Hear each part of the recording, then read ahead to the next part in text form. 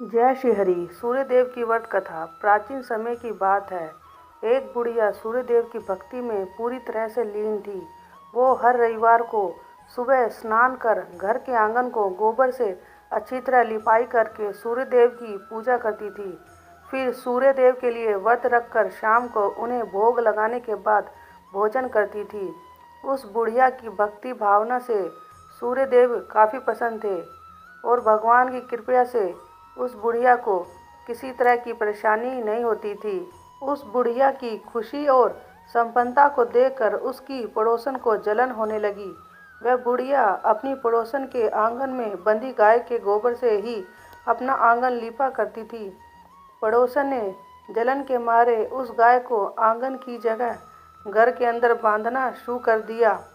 अब अगले रविवार को सुबह बुढ़िया को सूर्यदेव की पूजा करने के लिए पड़ोसन के घर गाय का गोबर नहीं मिला, जिस कारण वह सूर्यदेव की पूजा नहीं कर पाई और पूरा दिन खुद भी भूखी रही।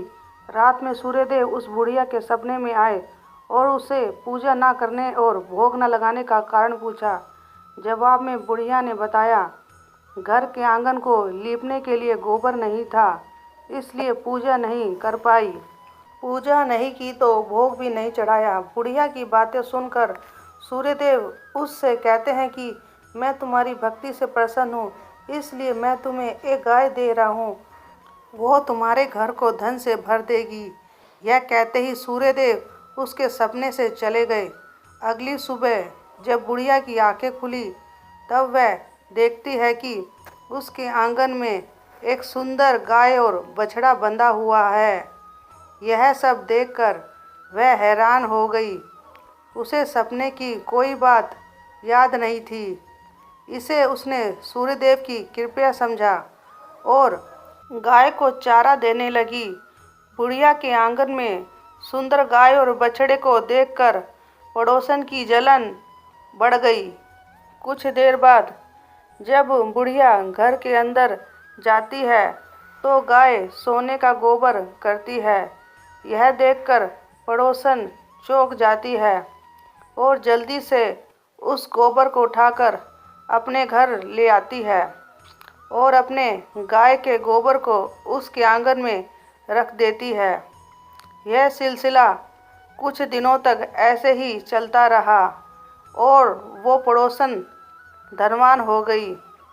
वहीं बुढ़िया को किसी बात की खबर नहीं थी, क्योंकि वो सूर्यदेव की भक्ति में ही खोई रहती थी। यहाँ सूर्यदेव को उस महिला की हरकतों पर काफ़ी गुस्सा आया। उनके गुस्से के कारण सूर्यदेव ने अपनी शक्ति से धूप काफ़ी बढ़ा दी, जिस कारण बुढ़िया ने गाय और उसके बछड़े को घर के अंदर बांध दिया। उसी रात आंधी भी चलने लगी, इसलिए बुढ़िया ने गाय और बछड़े को आंगन में नहीं निकाला। रात भर गाय घर के अंदर ही बंधी रही। अगली सुबह जैसे ही बुढ़िया की नींद खुली तो वह सोने का गोबर देखकर हैरान हो गई। उस दिन के बाद से रोजाना बुढ़िया गाय को घर के अंदर ही बांधने लगी। कुछ ही दिनों में गाय के सोने के गोबर से बुढ़िया धनवान हो गई, जिसे देखकर पड़ोसन को और ज़्यादा जलन होने लगी। पड़ोसन ने जलन के मारे सोने का गोबर देने वाली गाय के बारे में उस नगर के राजा को बता दिया। राजा को जैसे ही सोने का गोबर देने वाली गाय का पता चला तो उन्होंने तुरंत सैनिकों को बुढ़िया के घर भेजकर उस गाय और उसके बछड़े को महल लाने के लिए कहा। जब सैनिक बुढ़िया के घर पहुँचे तब वह बुढ़िया सूर्यदेव को भोग लगाकर खुद भोजन करने के लिए निवाला उठाने ही वाली थी कि तभी सैनिक गाय और बछड़े की रस्सी खोलकर उन्हें अपने साथ ले गए। बुढ़िया उन सैनिकों से गाय और उसके बछड़े को न ले जाने की प्रार्थना करने लगी, लेकिन राजा के सैनिकों ने बुढ़िया की एक बात नहीं सुनी। कुछ ही देर में सैनिक गाय को राजा के पास ले गए। राजा गाय की सुंदरता को देखकर बहुत खुश हुआ और राजा ने उस गाय और उसके बछड़े को अपने ही पास रख लिया। वहीं गाय और उसके बछड़े के जाने के गम में बुढ़िया बिना खाए पिए पूरे दिन सूर्यदेव से गाय और बछड़े को लौटाने की प्रार्थना करने लगी। यहाँ दूसरे दिन की सुबह राजा सोने का गोबर देखकर हैरान हो जाता है और वहीं बुढ़िया भूखी प्यासी सूर्यदेव की प्रार्थना में लगी रहती है। बुढ़िया की तकलीफ देखकर सूर्यदेव उसी रात राजा के सपने में आकर कहते हैं कि अगर तुमने इस गाय और उसके बछड़े को वापस बुढ़िया को नहीं लौटाया तो तुम्हारे राज्य पर संकट आ जाएगा, तुम्हारी धन संपत्ति सब नष्ट हो जाएगी।